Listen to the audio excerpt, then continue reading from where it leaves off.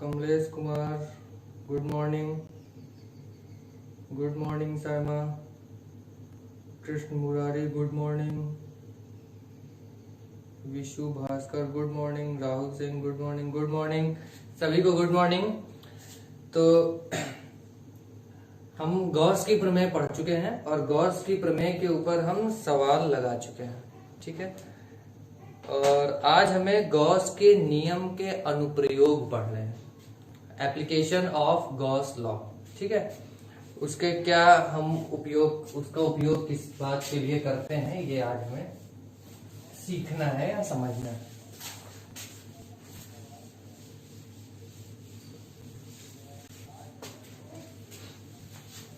देखिए, जब हम फिजिक्स इसमें इलेक्ट्रोस्टैटिक स्थिर वैद्युतिकी पढ़ना शुरू करते हैं तो जो हमारा मुख्य उद्देश्य होता है वो ये होता है कि किसी आवेश पर स्थिर वैद्युतिकी, नाम ही है कि आवेश क्या रहेंगे, स्थिर अवस्था में रहेंगे, ठीक है। आवेश स्थिर अवस्था में रहेगा, बस हम ये जानना चाहते हैं कि इस आवेश के ऊपर बल कितना लग रहा है, ठीक है। हमारा मेन जो फोकस है वो किसी आवेश पर, यहाँ एक आवेश क्यू रखा है, इसके ऊपर कितना बल लग रहा है, ठीक है। अब ये जो बल लग रहा है ये कोई एक आवेश भी लगा सकता है या कई आवेश मिलकर भी बल लगा सकते हैं, ठीक है। कोई एक आवेश भी बल लगा सकता है या कई आवेश मिलकर भी बल लगा सकते हैं। तो अगर एक आवेश बल लगाएगा तो आपके पास कूलॉम का नियम है, F is equal to 1/4πε0 Q1 Q2 upon R²। अगर कोई एक आवेश दूसरे आवेश पर बल लगाता है तो हमें अगर इनके बीच में लगने वाला बल निकालना है तो हम कूलॉम के नियम का उपयोग करके निकाल लेंगे, ठीक है। जब कई आवेश बल लगाते हैं, मान लीजिए ये भी बल लगा रहा है, ये भी बल लगा रहा है, ये भी बल लगा रहा है, तो जब कई आवेश किसी एक आवेश पर बल लगाते हैं तो उसके लिए हमें कूलॉम के नियम के साथ साथ अध्यारोपण के सिद्धांत की भी आवश्यकता होती है। यानी लगने वाला कुल बल किसके बराबर होगा, मान लीजिए ये F1 है, इसी तरह हम F2 निकाल लें, F1 F2 F3 है ना। और बल कैसी राशि है, सदिश राशि है। तो हम क्या करेंगे, उन सभी बलों का सदिश योग कर देंगे, plus dot dot dot. Coulomb के नियम का उपयोग करते हैं दो आवेशों के बीच लगने वाला बल निकालने के लिए, और अध्यारोपण के सिद्धांत से हम क्या करते हैं, किसी एक आवेश पर कई आवेशों के कारण लगने वाला बल निकालते हैं। तो इस आवेश पर अगर F बल लग रहा हो और अलग अलग लगाए गए बल F1 F2 F3 हो तो उन सभी का हम सदिश योग करते हैं। ये अध्यारोपण के सिद्धांत में मैं पढ़ा चुका हूं। तो आपको बात समझ में आई होगी कि कूलॉम के नियम और अध्यारोपण के नियम से हम बिंदु आवेशों के कारण, चाहे एक बिंदु आवेश हो चाहे कई बिंदु आवेश हो, हम आवेश पर लगने वाला बल निकाल लेते हैं। फिर हमने बात की वैद्युत क्षेत्र की। भाई जब हमें केवल बल ही निकालना है तो हम वैद्युत क्षेत्र की तीव्रता पे इतना फोकस क्यों कर रहे हैं, इस बात को समझिए। मैंने क्या कहा, स्थिर वैद्युतिकी में हमारा मेन फोकस बल निकालना है, और अगर हमारा मेन फोकस बल निकालना है तो हम वैद्युत क्षेत्र की तीव्रता पे इतना फोकस क्यों कर रहे हैं। क्योंकि जब हमने वैद्युत क्षेत्र की तीव्रता की परिभाषा दी तो हमने कहा कि आवेश के चारों ओर किसी बिंदु पर वैद्युत क्षेत्र की तीव्रता, मतलब वैद्युत क्षेत्र की तीव्रता किसका गुण है, इस आवेश का गुण है। यह आवेश बिंदु आवेश भी हो सकता है, कोई रेखीय आवेश भी हो सकता है, कोई क्षेत्रीय आवेश भी हो सकता है। जैसे रेखीय आवेश, कोई तार को हम आवेशित कर दें, क्षेत्रीय आवेश किसी हम क्षेत्र को आवेशित कर दें तो ये क्षेत्रीय आवेश हो गया।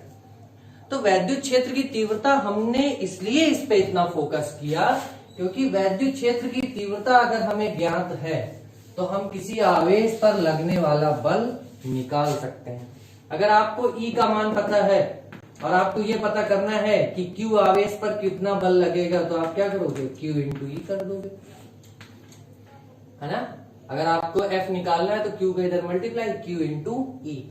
तो यानी अगर हमें बल निकालना है तो हम ई वैद्युत क्षेत्र की तीव्रता की मदद से निकाल सकते हैं। मेन फोकस हमारा एफ निकालना है, लेकिन अगर हमें ई पता रहे तो हम क्यू का मान आसानी से निकाल सकते हैं। इस वजह से वैद्युत क्षेत्र की तीव्रता का कॉन्सेप्ट हमारे लिए बहुत इंपॉर्टेंट हो जाता है।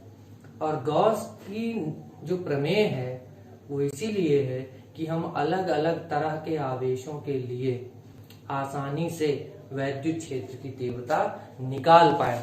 आप समझिए, अगर कोई मान लीजिए रॉड है, रॉड धन आवेशित है, इससे कुछ दूरी पर हमने रखा है कूलॉम का नियम, कोई आवेश रखा है, इससे कुछ दूरी पर हमने रखा है आवेश। अब हम क्या कूलॉम के नियम से इस आवेश पर लगने वाला बल निकाल सकते हैं? आप बताइए, क्या हम कूलॉम के नियम से इस पर लगने वाला बल निकाल सकते हैं? कूलॉम का नियम किसके बीच में लगता है? बिंदु आवेशों के बीच में। क्या ये बिंदु आवेश है? नहीं है।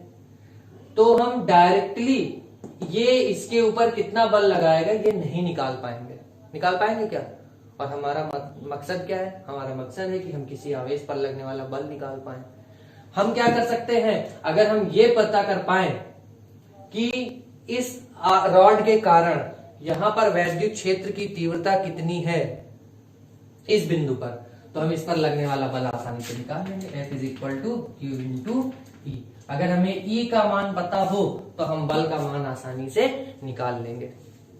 ठीक है, तो हम वैद्युत क्षेत्र की तीव्रता ज्ञात कर। अच्छा, कूलॉम का नियम उपयोग करके आप निकाल सकते हो, लेकिन क्या करना पड़ेगा आपको? इसको बहुत छोटे भाग में पहले बांटना पड़ेगा, छोटे छोटे भागों में।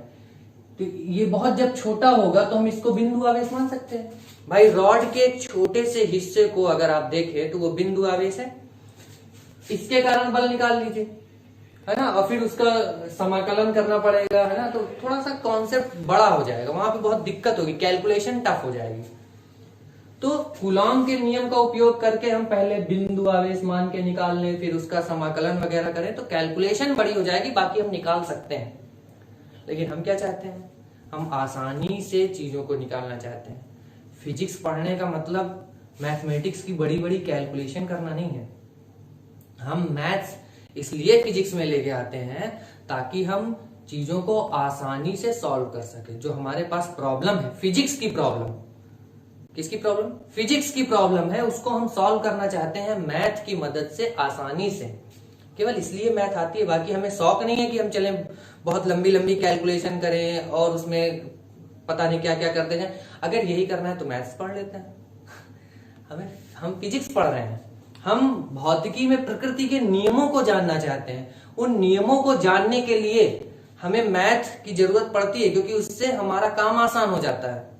तो इसलिए हम मैथ लेके आते हैं, है ना। तो जहां पे जरूरी है वहां पे लंबी कैलकुलेशन भी हम उपयोग में लाते हैं। लेकिन जहां पे अगर हमारे पास छोटा सा टूल है ना, तो आप क्या करोगे? आप बताओ, अगर आपके पास कोई आपको नट बोल्ट कसना है ना, आप हाथ से भी तो कर सकते हो, है ना। प्लास, पेचकस ये सब यूज क्यों करते हो? आसानी से हो जाता है। बात समझ में आ रही है? तो कूलॉम का नियम यहाँ पर वैसा ही है जैसे हाथ से हम कोई नट बोल्ट कस रहे हो। कूलॉम के नियम से इसके ऊपर बल निकालना, कोई रॉड रखी है या कोई क्षेत्रीय आवेश ऐसे रखा हुआ है, कोई शीट रखी है, उसके कारण अगर बल निकालना है तो हम कूलॉम के नियम का उपयोग करते हैं। तो ये ऐसा ही जाएगा जैसे दांत से नट बोल्ट हम कस रहे हो, हाथ से कस रहे हो, है ना।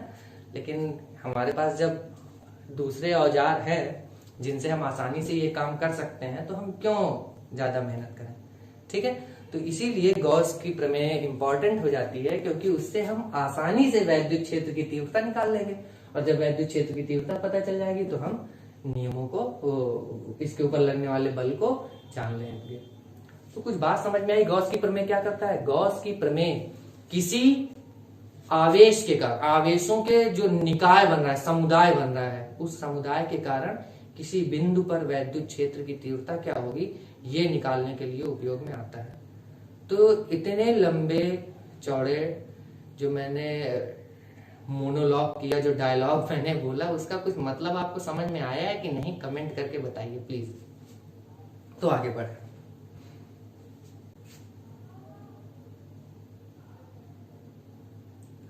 संजू आज नहीं चलेगी क्या क्लास? ये क्यों पूछ रहे हैं?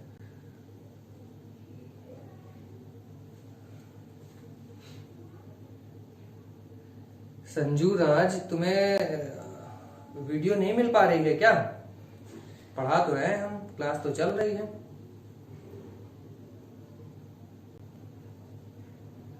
राहुल सिंह आ गया सर। और लोग भी कमेंट करके बताएं, जो मैंने बात इतनी समझाने की कोशिश की वो कुछ समझ में आई है क्या?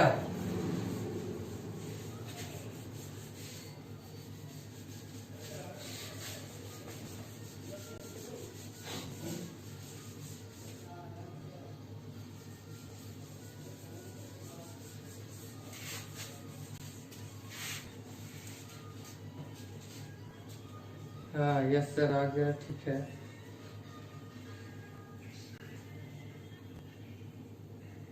सब लोगों को गुड मॉर्निंग, जो बाद में आए हैं सबको गुड मॉर्निंग। ठीक है, समझ में आई मेरी बात? अब देखिए, अब अगर हमें देखिए उपयोग में जब लाना है तो हमारे पास एनसीईआरटी के हिसाब से 3 उपयोग बताए गए थे, है ना? मतलब 3 जगहों पर इसका उपयोग सिखाया गया था। एक उसमें से हट गया है, जो थोड़ा सा बड़ा डेरिवेशन था वो हट गया है। 2 बचे हुए हैं उपयोग में। 3 कौन कौन सा था? एक था हमारे लिए कोई लंबी तार है ना, एक समान रूप से आवेशित कोई लंबी तार है, उसके लिए हमें वैद्युत क्षेत्र की तीव्रता निकालनी थी। लाइन सीधी नहीं बनी ना?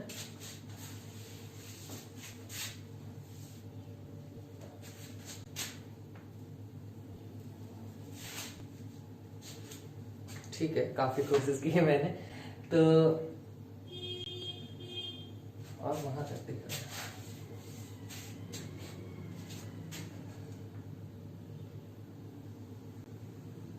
ये कोई सीधी तार है मान लीजिए, ठीक है, और ये धन आवेशित है। धन आवेशित दिखाने के लिए इसको थोड़ा सा रॉड जैसा मैं बना लेता हूं, बाकी आप समझिएगा ये कोई एक तार है, ठीक है, और ये धन आवेशित है।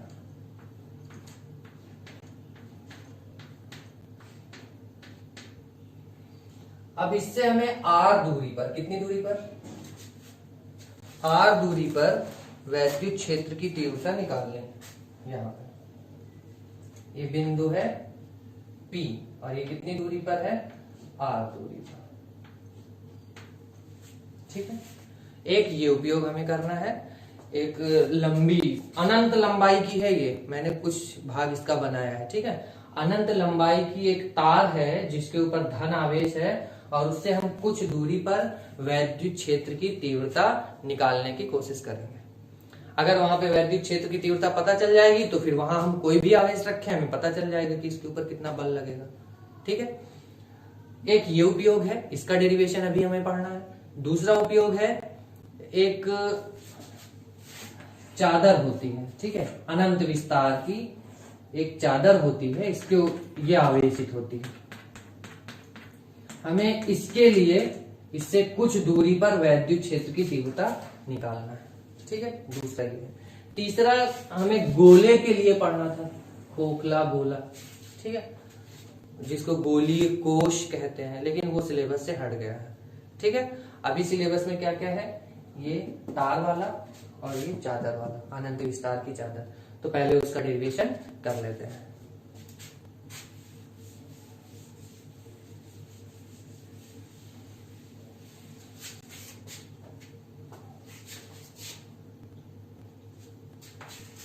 तो हेडिंग होगी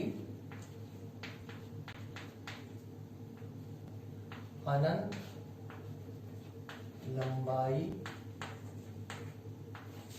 के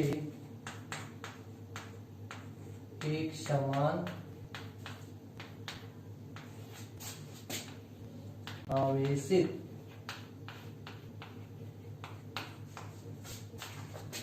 तार के कारण वैद्युत क्षेत्र की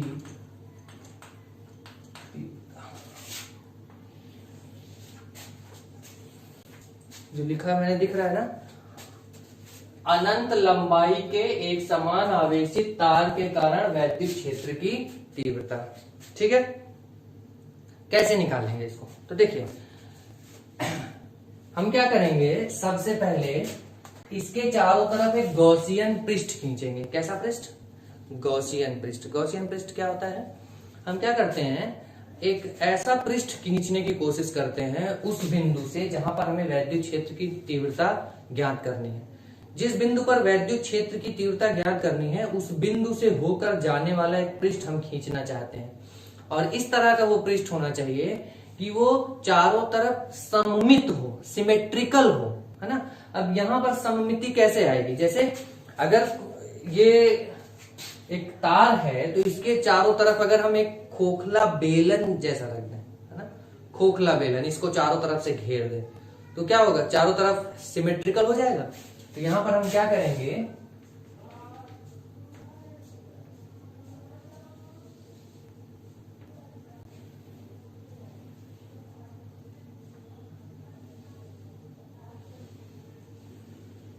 ये ऐसा हमने एक बेलन खींच दिया, है ना। ये कैसा पृष्ठ है? गॉसियन पृष्ठ है। ठीक है, ये काल्पनिक है पूरी तरह से। बात समझ में आ रही है? हमने क्या किया, एक गॉसियन पृष्ठ खींच दिया उसके चारों तरफ, इसके चारों तरफ, इस तार के चारों तरफ, और किस बिंदु से जाता हुआ? जिस बिंदु पर हमें वैद्युत क्षेत्र की तीव्रता ज्ञात करनी है। यहां तक बात समझ में आ गई? हमें एक अनंत विस्तार की तार के कारण, अनंत लंबाई की जो तार है उसके कारण वैद्युत क्षेत्र की तीव्रता निकालनी है किसी बिंदु पर। हम क्या करते हैं, उस बिंदु से होकर जाने वाला एक गॉसियन पृष्ठ खींचते हैं। गॉसियन पृष्ठ एक सममित पृष्ठ होता है जो उस बिंदु से होकर जाता है जहां पर हमें वैद्युत क्षेत्र की तीव्रता ज्ञात करनी है। यहां तक बात समझ में आ रही है ना सबको? अब उसके बाद हम क्या करेंगे, अब देखिए यहां पर अगर इस बिंदु पर आप देखें तो वैद्युत क्षेत्र की तीव्रता की दिशा किधर होगी? इस दिशा में होगी। दिख रहा है वहां तक? नहीं दिख रहा होगा ना।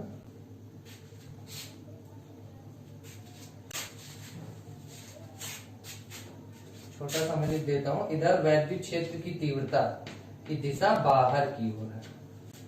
ठीक है, और यहां पर अगर हम एक क्षेत्रफल अवयव मान लें, इस जगह पर क्षेत्रफल अवयव डी ए, क्षेत्रफल अवयव क्या मान लें? D A. वैद्युत क्षेत्र की तीव्रता इधर है, और मैंने कल आपको बताया था जी, ये पी बिंदु है, ध्यान से समझिए, समझ में आएगा। ये पी बिंदु है, इस पी बिंदु पर वैद्युत क्षेत्र की तीव्रता की दिशा किधर होगी? बाहर की ओर होगी। होगी कि नहीं बाहर की ओर? क्योंकि आवेश यहाँ कौन सा है? धन आवेश। धन आवेश के कारण वैद्युत क्षेत्र की तीव्रता किधर होती है? धन आवेश से दूर, है ना। तो यहाँ पी बिंदु पर जो वैद्युत क्षेत्र की तीव्रता होगी वो किधर होगी? इस दिशा में होगी। और ये कैसा है? कर्व है ना, घुमा हुआ है अंदर की तरफ ऐसे, तो इसमें क्षेत्रफल सदिश किधर होगा? वो भी बाहर की ओर होगा। तो क्षेत्रफल सदिश किधर होगा? वो भी बाहर की ओर होगा। बात समझ में आ रही है? अब अगर इस छोटे से अवयव के कारण हम फ्लक्स निकालना चाहें, डी फाई ई, छोटे से अवयव के कारण डी फाई ई, तो यहां पर फ्लक्स कितना होगा? E dot D A. हमने यहां पर वैद्युत क्षेत्र की तीव्रता कितनी मानी है? ई दिख रहा है ना, ई दिख रहा है वैसे, हाँ। यहां पर वैद्युत क्षेत्र की तीव्रता कितनी है? ई है। ठीक है, और दिख रहा है ना बेटा, डायग्राम पूरा दिख रहा है थोड़ा सा। ये पी बिंदु है, एक बार कमेंट करके बता दीजिए, डायग्राम दिख रहा है ना पूरा। यहाँ पर एक क्षेत्रफल अवयव डी ए हमने माना है, ये ई बिंदु है, और ये सॉरी ई वैद्युत क्षेत्र की तीव्रता है, और पी बिंदु है। डायग्राम दिख रहा है साफ?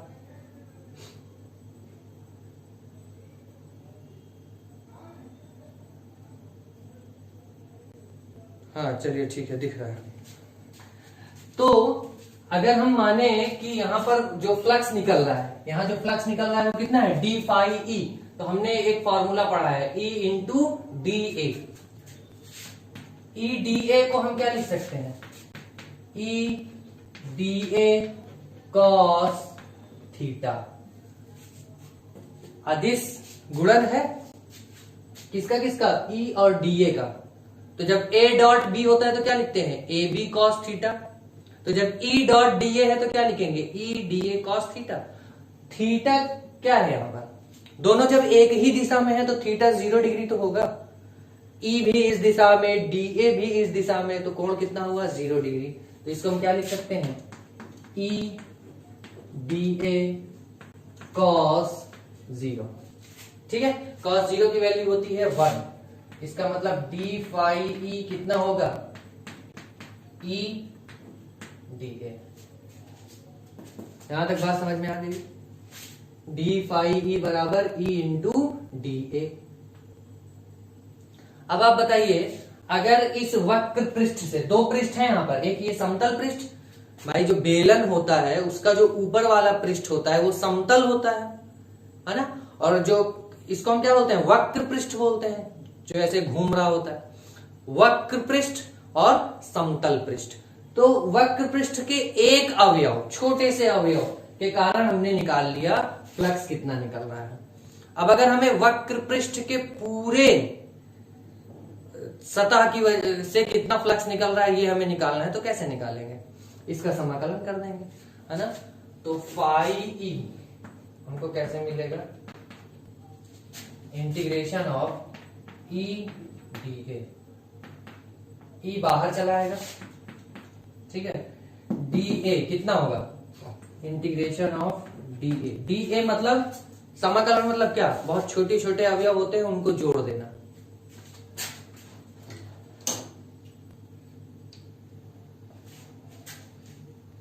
ये दिख रहा है यहाँ पे, पाई ई बराबर, यहाँ पे चमक आ रही है ना,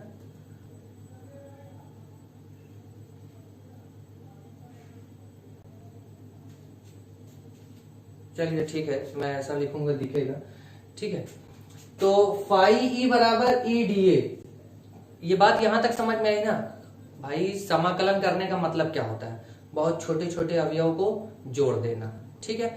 और यहां हम क्या कर रहे हैं, हमें ये छोटा सा अवयव, ये छोटा सा अवयव, ऐसे करके तमाम जो अवयव हैं वक्र पृष्ठ पे, अगर हम उसको जोड़ेंगे तो वक्र पृष्ठ का क्षेत्रफल आएगा, बेलन के वक्र पृष्ठ का क्षेत्रफल। अगर डीए का समाकलन करेंगे तो क्या मिलना चाहिए, वक्र पृष्ठ का क्षेत्रफल। और वक्र पृष्ठ का क्षेत्रफल होता क्या है, 2 पाई आर एल होगा, है ना, 2 पाई आर एल। तो E into 2 pi R L. तो यहां से हमको क्या मिल रहा है, फाई ई। फाई ई हमको मिल रहा है 2 पाई आर एल। इसको मान लीजिए समीकरण 1। फाई ई बराबर 2 पाई आर एल। यहां तक बात समझ में आ गई। एल कैसे, क्योंकि हमने एल लंबाई का बेलन लिया है। ये जो गॉसियन पृष्ठ है उसकी लंबाई कितनी है, एल है। त्रिज्या कितनी है, आर। त्रिज्या कितनी है, आर, और लंबाई कितनी है, एल। तो जो क्षेत्रफल आएगा वक्र पृष्ठ का क्षेत्रफल वो कितना आ जाएगा, 2 pi R L. Phi E बराबर 2 पाई आर एल। पहला समीकरण तक सबको समझ में आ गया, कृष्ण मुरारी नहीं है, चल अच्छा फिर से बताते हैं।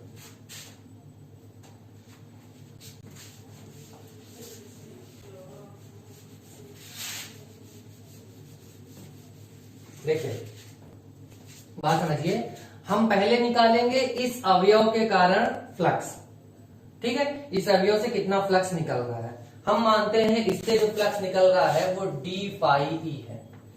कितना है, डी फाई ई। और इसका फ्लक्स का फॉर्मूला आपने पढ़ा है क्या, E dot D A. E dot D A, ये दो सदिश हैं, सदिशों के बीच कैसा गुणा हो रहा है, अदिश गुणा। A dot B, A dot B का मतलब ए बी कॉस थीटा, यानी E D A cos theta. Theta कितना होगा यहाँ पे, 0 डिग्री। क्यों, क्योंकि दोनों एक ही दिशा में है। कितना हो जाएगा, ई डी ए कॉस 0। कॉस 0 की वैल्यू कितनी होती है, 1।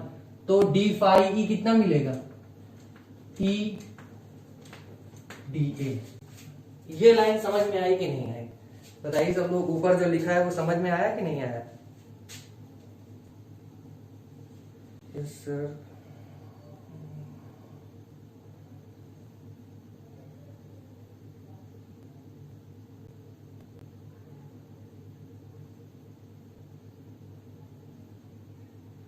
बताइए अभी जो ऊपर की लाइन मैंने समझाई ये समझ में आया है?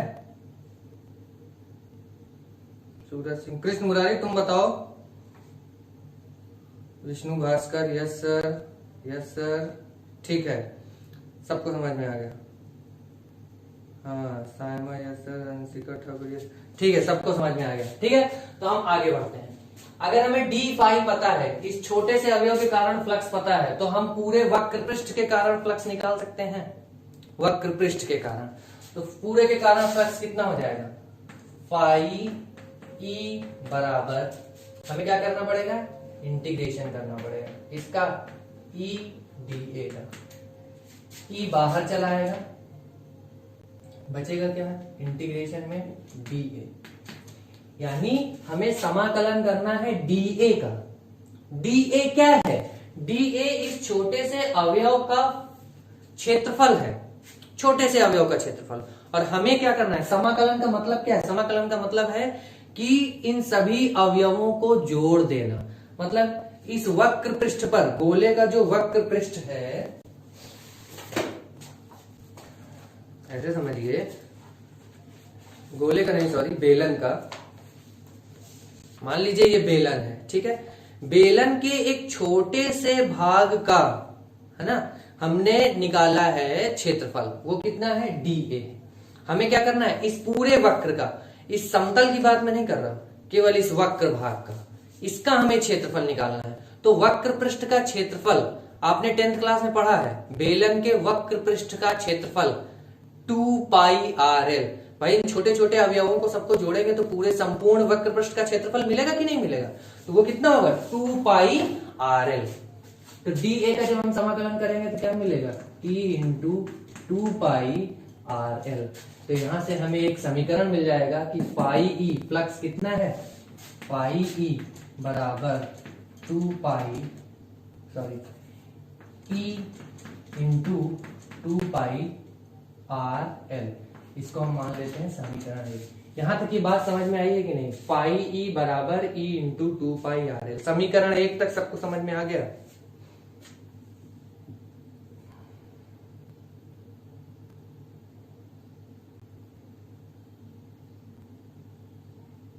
ठीक है, संजू कह रहे हैं आ गया सर, और लोग?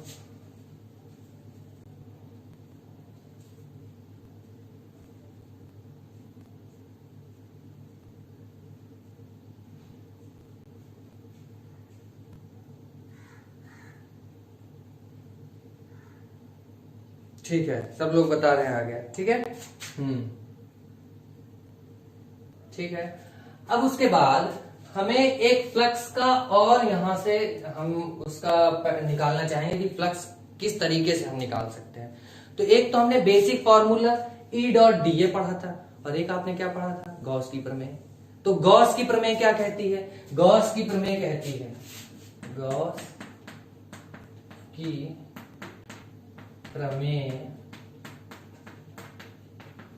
से, गॉस की प्रमेय कहती है कि फाई ई जो होता है वो बराबर होता है Q अपॉन एप्सिलॉन नॉट। यहां पर Q क्या होता है?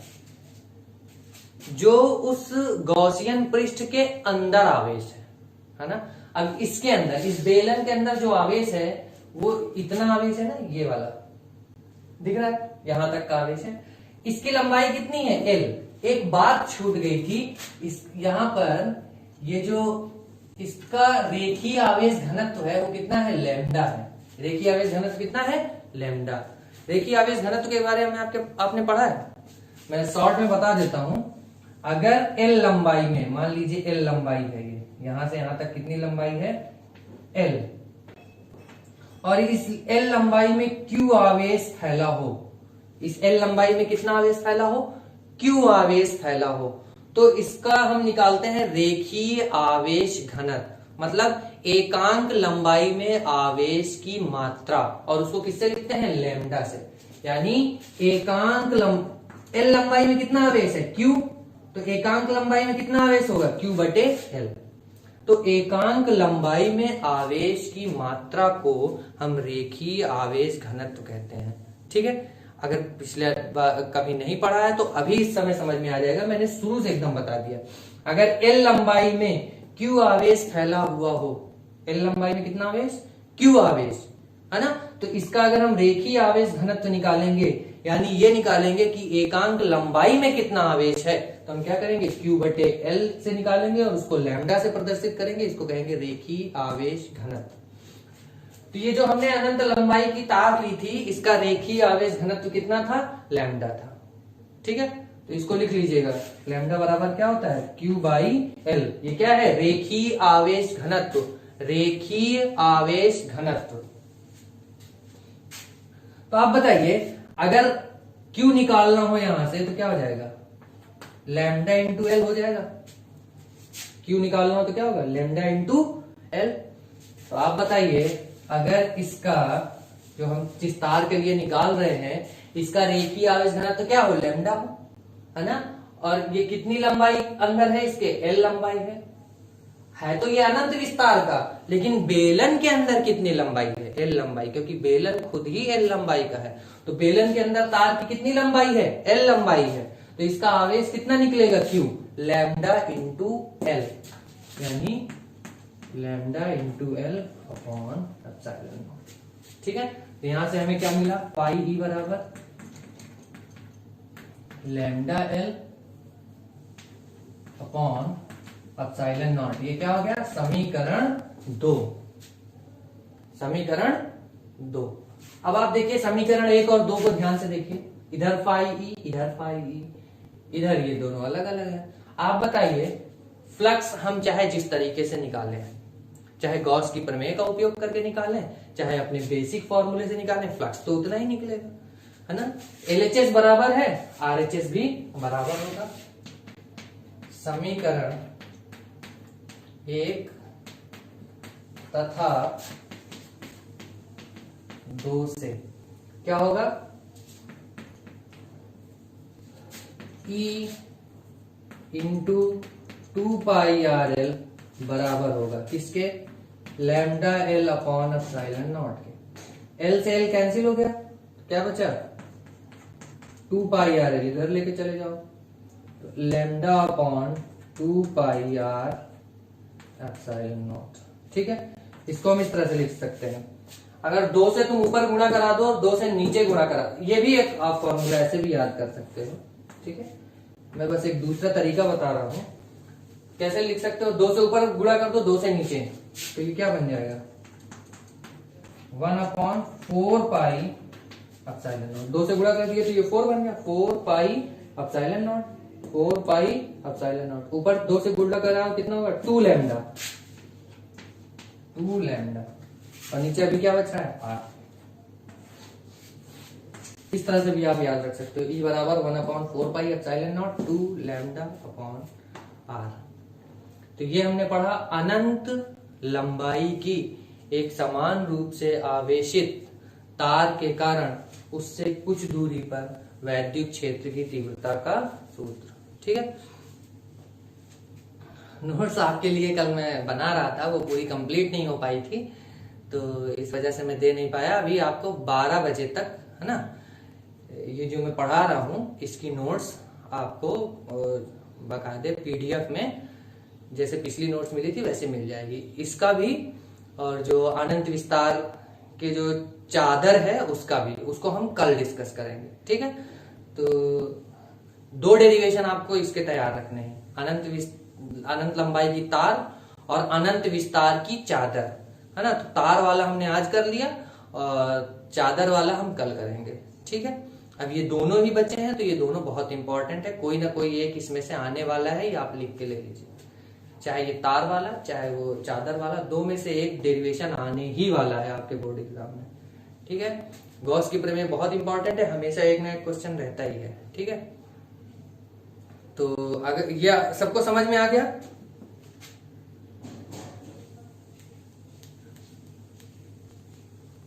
मैं एनसीईआरटी के हिसाब से बता रहा हूँ, इसीलिए मैंने चैप्टर 1 लिखा हुआ है। आप देखेंगे टाइटल में तो चैप्टर 1 लिखा हुआ है, तो मैं एनसीईआरटी के हिसाब से चैप्टर डालूंगा, ठीक है। तो अभी ये चैप्टर 1 चल रहा है, गॉस की प्रमेय। गॉस की प्रमेय खत्म, उस चैप्टर 1 खत्म एनसीईआरटी के हिसाब से। उसके बाद दूसरा चैप्टर एनसीईआरटी का चलेगा। तो अभी ये 1-2 दिन में, कल हम इसका क्षेत्रीय आवेश पढ़ा देंगे, उसके बाद इसके न्यूमेरिकल लगवा देंगे, तो ये चैप्टर खत्म हो जाएगा। उसके बाद हम सेकंड चैप्टर से फिर ये दिक्कत नहीं रहेगी। एक बच्चे का कमेंट आया था कि सर आप पढ़ाते तो अच्छा है लेकिन आपकी प्रॉपर लाइन से वीडियो नहीं मिल पाती। तो अब गॉस की प्रमेय से आप ये समझिए, आपको सारी वीडियोस एकदम लाइन से मिलती जाएगी, ठीक है। कोई चीज छूटने नहीं पाएगी। हाँ, सारा में पढ़ेंगे ढंग से। तो ये सबको समझ में आ गया। आज यहीं तक रखते हैं, ठीक है। कल हम पढ़ेंगे क्षेत्रीय आवेश के कारण वैद्युत क्षेत्र की तीव्रता, गॉस की प्रमेय से हम कैसे निकालें, और नोट्स अभी आपको 2 घंटे में मिल जाएगी, ठीक है। ठीक है बेटा, बाय।